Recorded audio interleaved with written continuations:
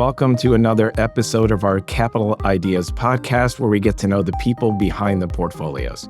We meet with our analysts, our portfolio managers, hear some lessons learned, ideas, investment edge, a bit about Capital Group. We have Matt Antle today. Matt has been at Capital Group for 8 years. He's an equity analyst based in Los Angeles. Today, we're going to talk about his entry into the finance industry, talk about AI and data centers, some of the regulatory changes. Thank you. Welcome to the podcast. Thanks, Mike. Matt, I can't help but to start with this. So this is something that was in your office, and explain it to the folks who are listening and not watching. What does it say and what is it about? So this sign says, help wanted. I don't need your money. I need to learn how to analyze a bank. And so... and where, pass that back over. And where was that held?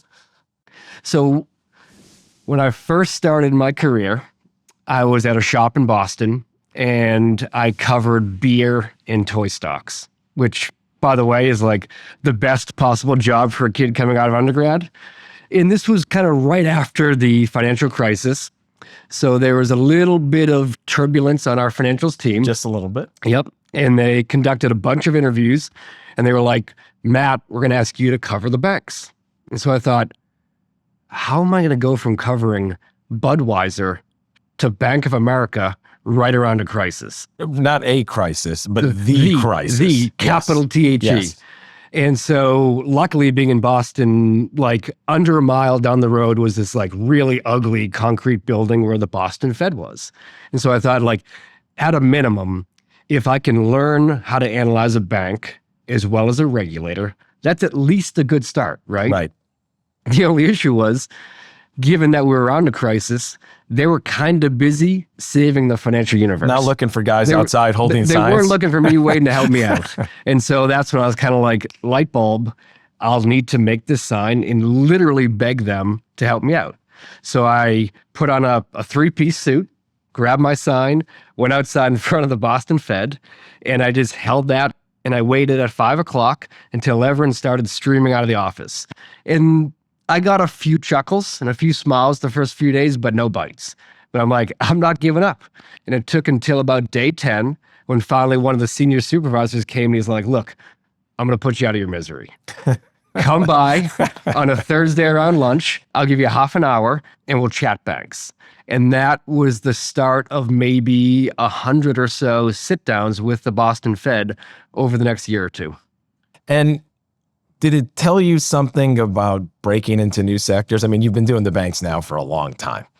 The financial crisis was, even though it feels like it was more recent, it was a while ago now. It was. And so did it tell you something about the way you break into a new sector and how, I'm not sure you have a sign for every sector you'd cover, but. Not for every sector, but I think, and this is just applicable to life in general, not just breaking into sectors. It's like, hey, be resourceful, be persistent, and be a little entertaining, right? Because like if you're asking somebody to help you out, it's more likely they're going to say yes if they actually enjoy being with you. And so that's kind of my takeaway. How'd you get interested in the markets? So how did it all start?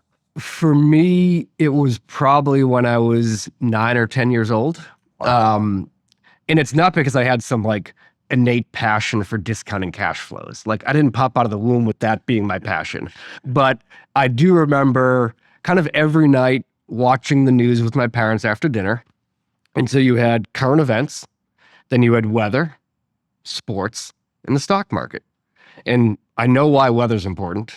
And I love sports, but I was like, what is this stock market thing? And so that was kind of the first spark of interest and curiosity that led me to asking questions and doing research and eventually leading to my career here today.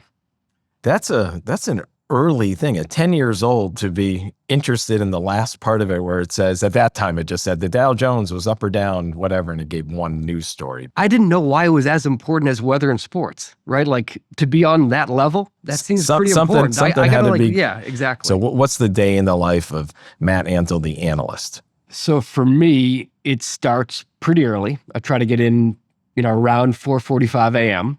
And it's really because I'm a competitive guy, and that's an easy win, right? So getting in early doesn't guarantee that I'm going to out-analyze or out-invest or outthink one of my peers, but at least gives me the chance. And so I start that with an early, easy win.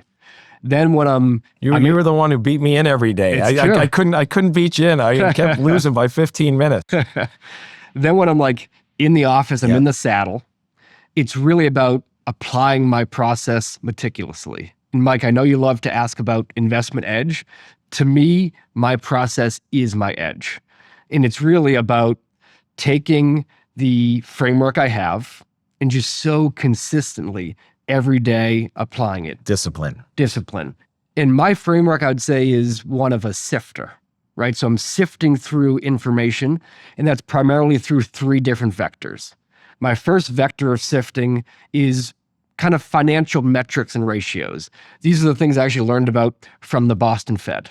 And so I have 50 or so spreadsheets I update daily, weekly, monthly, and quarterly. And I'm just trying to find deviations, right? Like, what doesn't smell right here? What's diverging from the pack? So the process of updating it, though, I mean, you could have that information populated itself. You manually updating it, it's the process that helps you find little things here or there that are different. I think that's different, right? The second vector is then the qualitative information.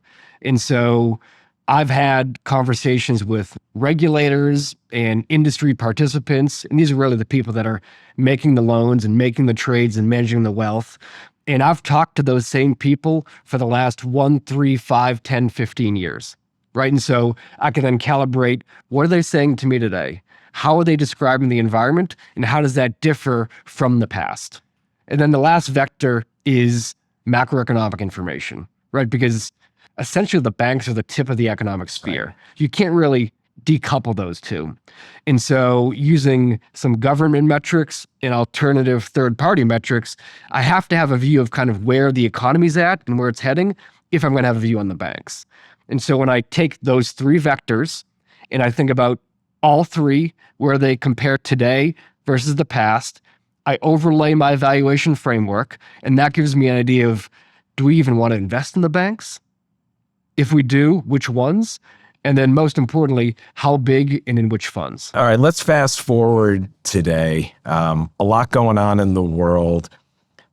AI is talked about everywhere. Mm-hmm. And I think everyone agrees, I'm pretty sure that over the long term, this is a general purpose technology. Yep. It will be massively impactful. But how does it impact the sectors you cover specifically?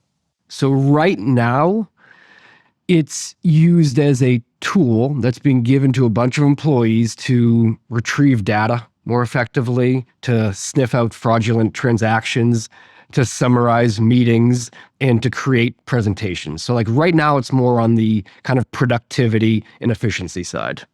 And do you think, because I see that it's the difference between sort of augmentation and making people more efficient and fundamentally changing workflows and gaining huge productivity for companies. If that were a spectrum where 10 years from now, it would have gone a long way, are we in the first inning, the second inning? Where do you think we are as it relates to banks in particular? First inning. Very early. First inning for sure. I do think over time, we're going to move from productivity and efficiency, and there's still a lot more runway there, but we're going to move into revenue production. So like take a broker dealer who's making a market in securities. We trade stocks and bonds every single day, but there are certain corporate bonds that don't trade for weeks or months. And so that last transaction data, that's stale. But using a large language model, you can collect a bunch of different data points from different sources and get a closer to real-time idea of what that bond should be priced at today versus that stale data from a month ago. So now there's a ton of noise around the power of AI. Your point for financials is right now that may be overestimating the impact, but over the very long term, it's going to have a dramatic impact. Is that fair? Totally fair. And, you know, one of the bank CEOs I've met with recently said from a headcount perspective and how this impacts employment, He said he thought his bank, and I won't mention it, the headcount over the next 5 to 7 years might be down 20 or 25%, not up in a growing environment, but down in an absolute sense. Is that, when you triangulate your conversations with the large financial organizations, is that directionally similar to what you hear in terms of employment? It's directionally similar, and it parallels the advances we've seen in the past as we moved from branches to ATMs, then ATMs to basically a bank on your phone with the mobile app. You've seen revenue and deposits increase, and headcount has been flat to maybe a touch up. So now I think with this sea change towards implementing and incorporating AI, it'll be flat to then down. Flat to down. What opportunities do you see? The only rule we have on this is nothing where you have an open order on the desk. But what do you see out there right now? I right now like the credit card issuer group.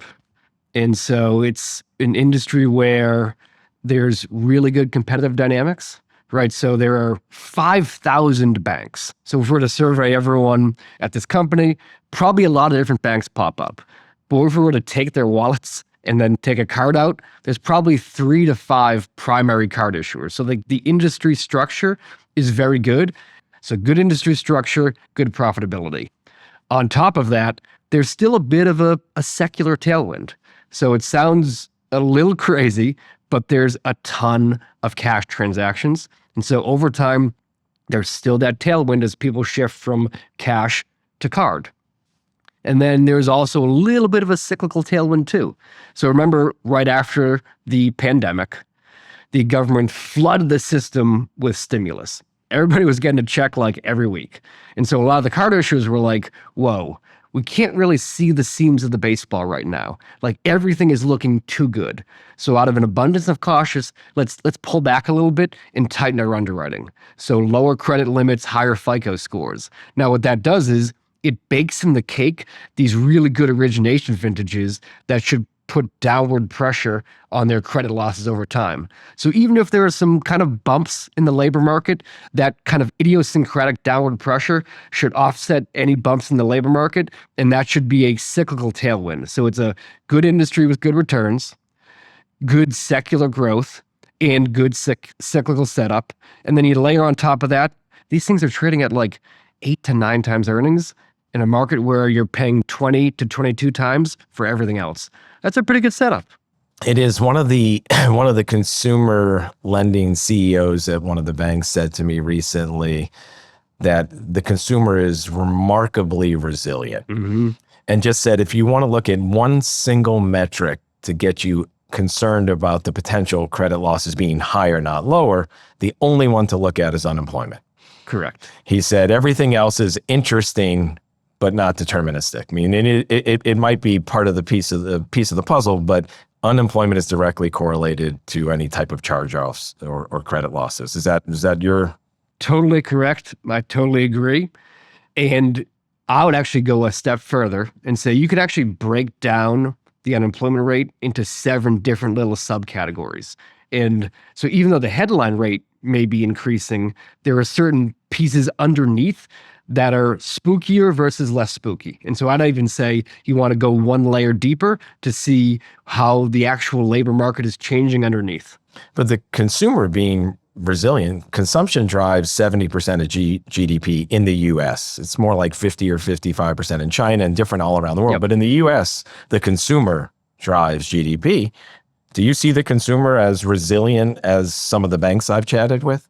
Remarkably and surprisingly resilient in the face of some pretty meaningful, unexpected headwinds.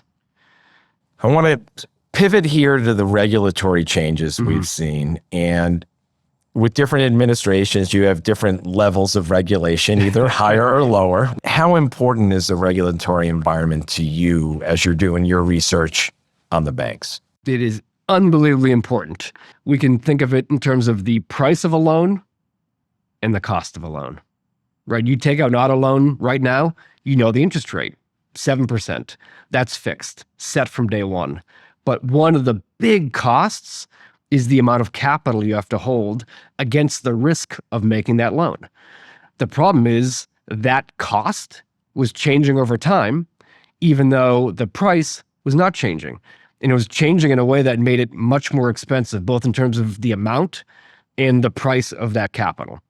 And so it made banks, one, just a little hesitant. You don't want to lock in a loan right now if you think your cost is going to creep up over time.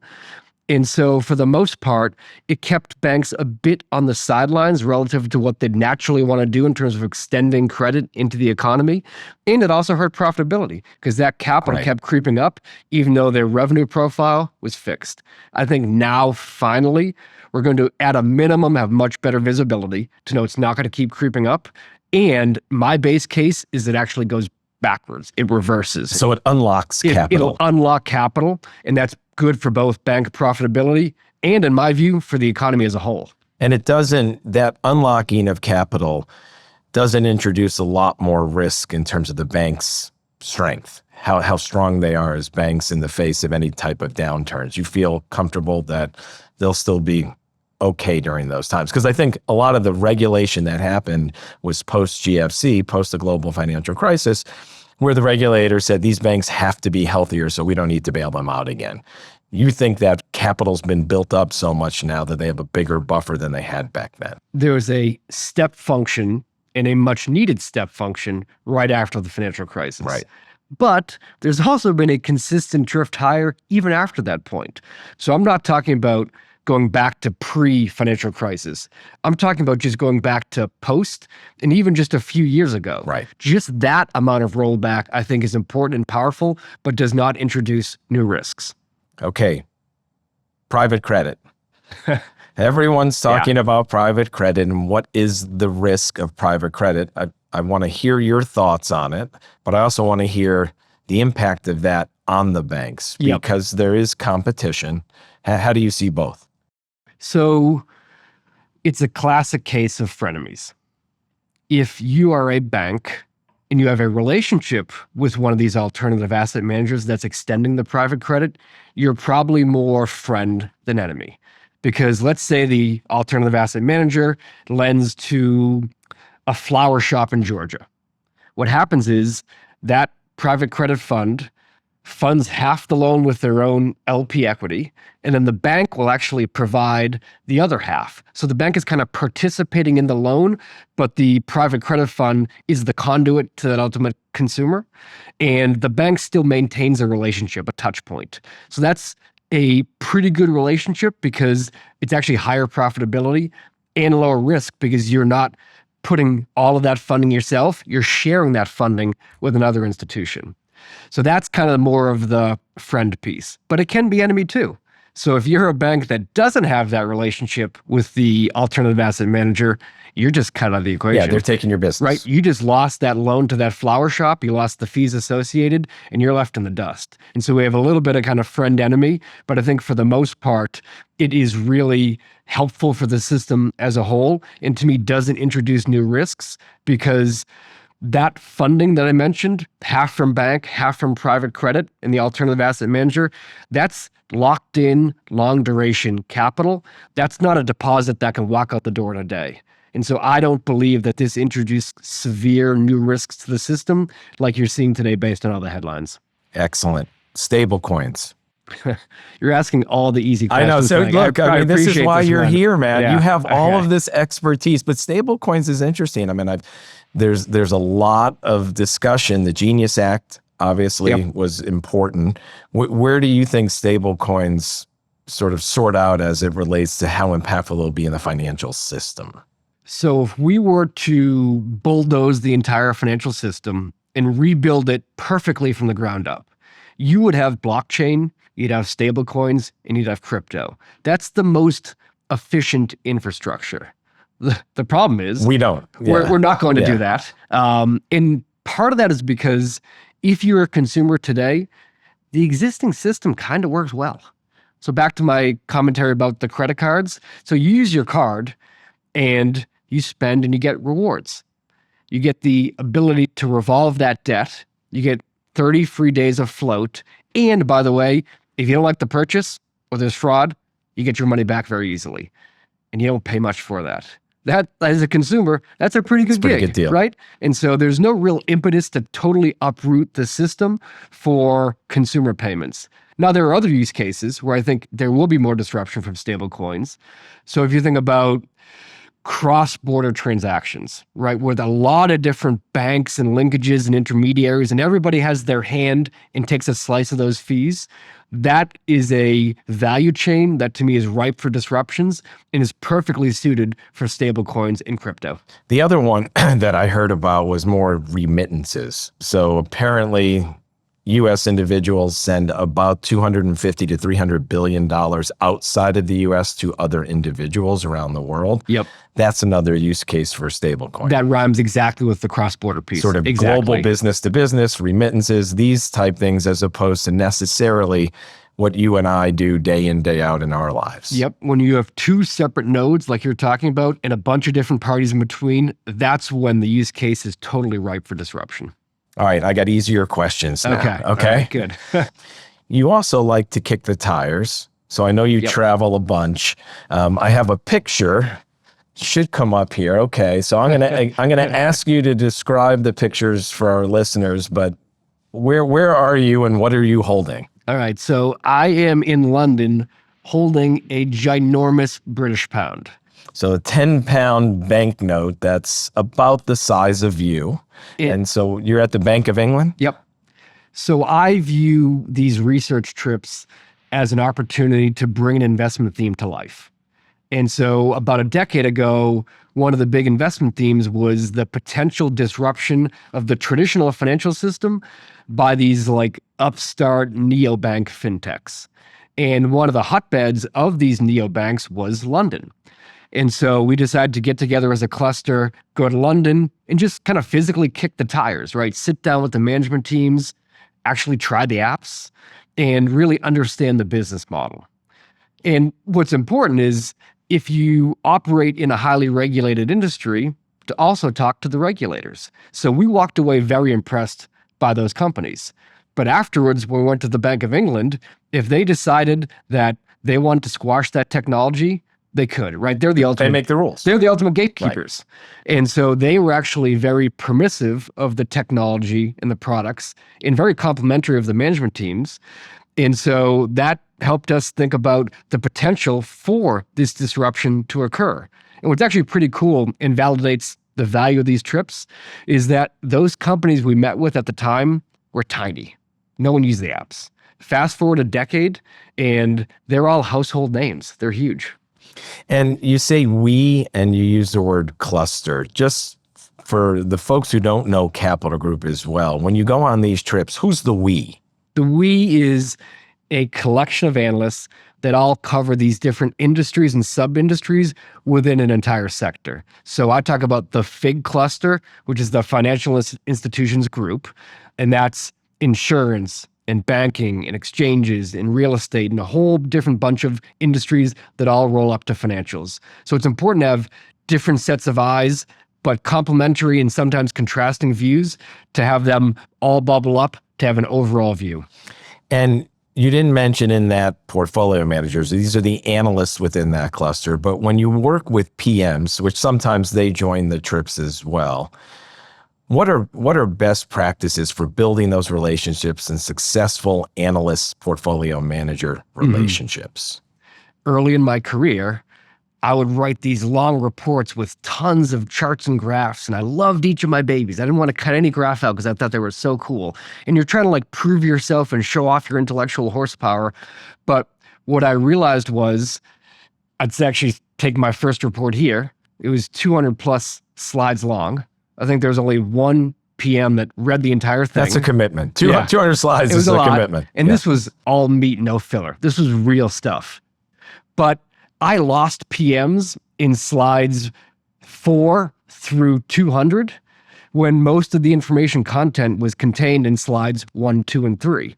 And so it takes maturity to, over time, feel okay with letting some cool charts and graphs lay on the cutting room floor, because you don't want to risk diluting the message that's contained in slides 1, 2, and 3. Well, and they trust you. I mean, the PM's trying to say, what do I need to know here? Just tell me what I need to know. So that 200 pages, what would that be today if you were, either launching new coverage on a certain company or you were updating your thesis?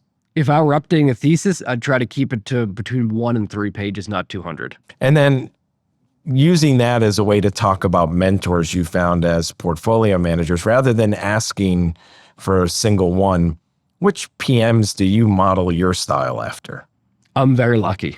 There's a ton here.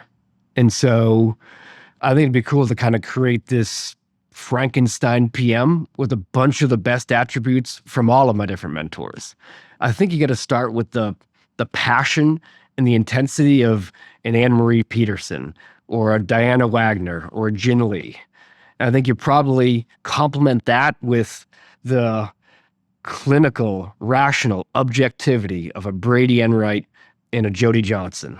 And then you have to have like this crazy intellectual horsepower of Anirudh Samsi, Paul Benjamin, Matthews Cherian. There's just an unbelievable degree of creativity in like an Alan Wilson, in a Carl Kawaja. And then you need just the raw investment instincts of Andrew Sussman and Hilda Applebaum, and the creativity and really the contrarian streak of like an Alan Barrow and a Thatcher Thompson. And then finally, one of the most important attributes is just being an independent thinker.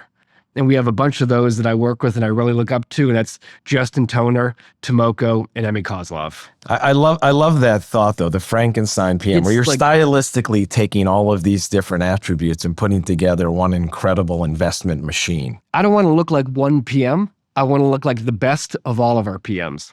All right, I'm going to hit the office treasure hunt outside of the sign you were holding. You held that sign, but you also have this in your office. Yes. And not many people have what I think you described as a disco ball helmet. Disco helmet, yeah. So the disco helmet, I'll let you hold it. And no one would ever have that in their office unless there was a story, for so many reasons. So what is it and why do you have it? So I mentioned getting in the office early. When I sit down and I pop that laptop open, it gets hectic and it gets frenzied fast. And so you have your stocks moving, there are headlines hitting, PMs are chatting you, analysts are trying to hop in your door. And sometimes all you want is just like a moment of silence and clarity so you can focus on the issue at hand. So when I put this helmet on, that's my like physical manifestation of blocking out all that noise. You know, I was on the same floor as you for a couple of years. I didn't see the helmet on a lot. I'm going to have to come back through that floor and check it out, because that's got to be a little bit jarring to walk down the hallway and see you with the disco helmet on. I get a lot of smirks. A lot of smirks. All right, I'll take that back from you.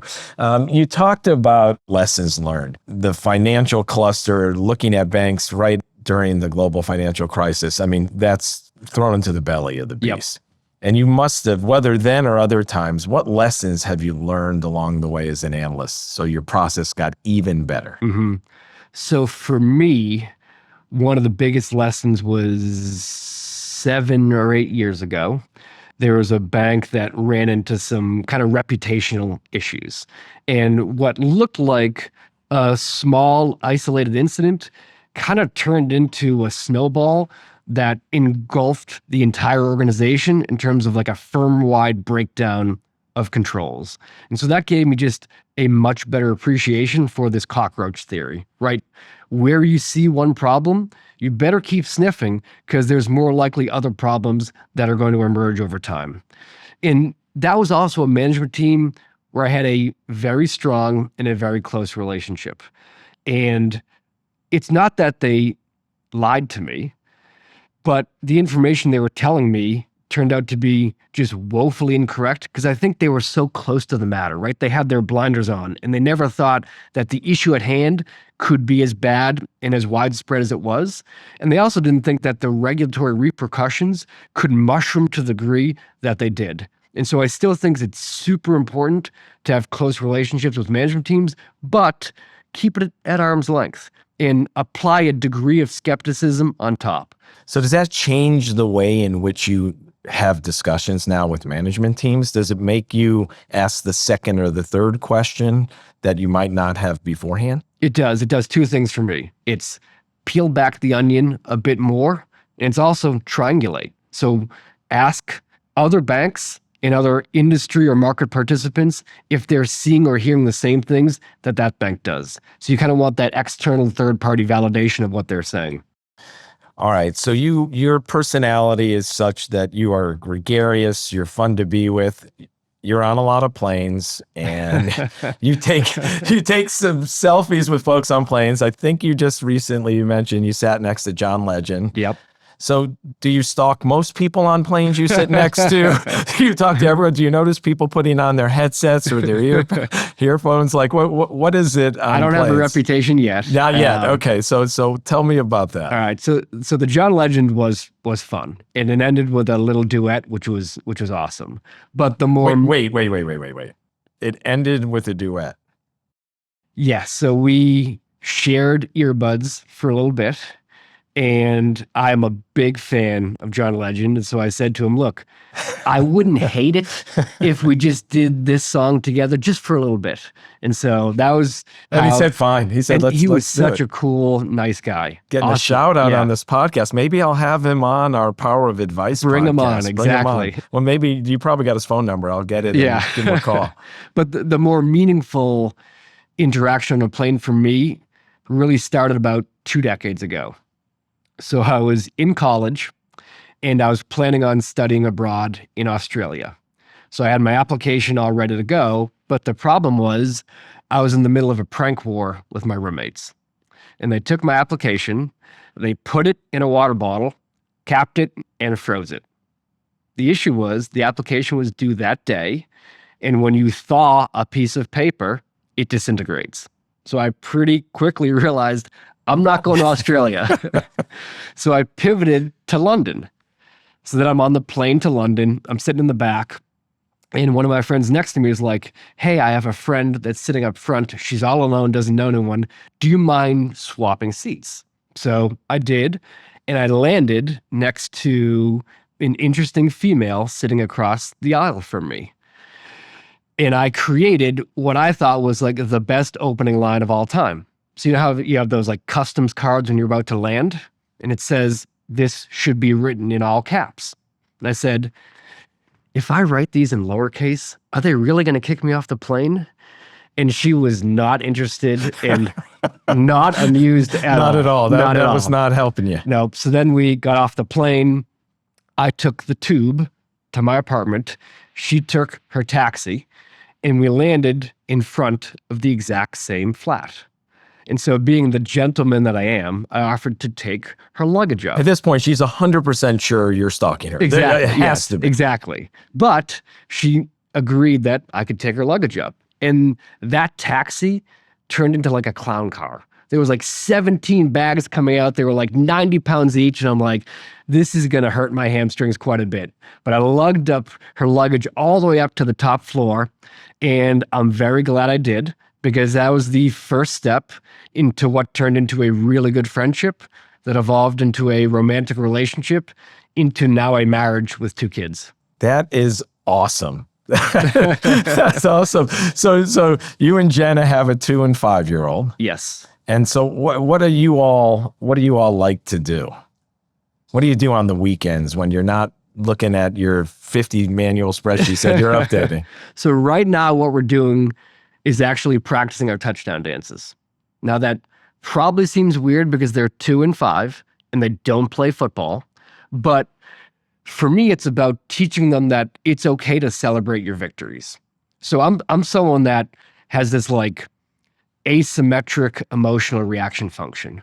My setbacks hurt me more than my victories help me. And I know that's probably not sustainable over time. And so I want to make sure my kids are aware and comfortable with enjoying their wins, right? I push them very hard, just like I push myself.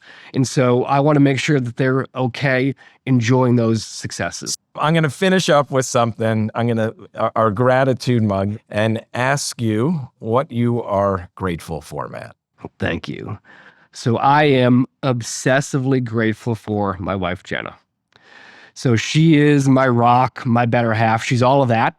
But what I want to highlight is that she's a therapist, and every single day she deals with people with severe depression, severe anxiety, crippling eating disorders. And I am of the belief that there is a real mental health crisis in the United States. And every week she's on the front lines battling that. And then in her spare time, which there's not much of, she gives so much back to our family, our local community, our school system, and kind of just generally is one of those people where you're like, hey, if there were more of them out there like her, the world would be a better place. So that's why I am obsessively grateful for my wife, Jenna. Well, you are a lucky man, and you took a lucky flight back then to London. I did. I'm grateful that you joined us. Super interesting, the whole conversation. So thank you. You're an excellent analyst and investment professional. We're lucky to have you. Jenna's lucky to have you too, and so are the kids. And just appreciate you joining us. Awesome. Enjoyed it. Thanks, Mike. All right, everyone. Join us again next time and have a great day.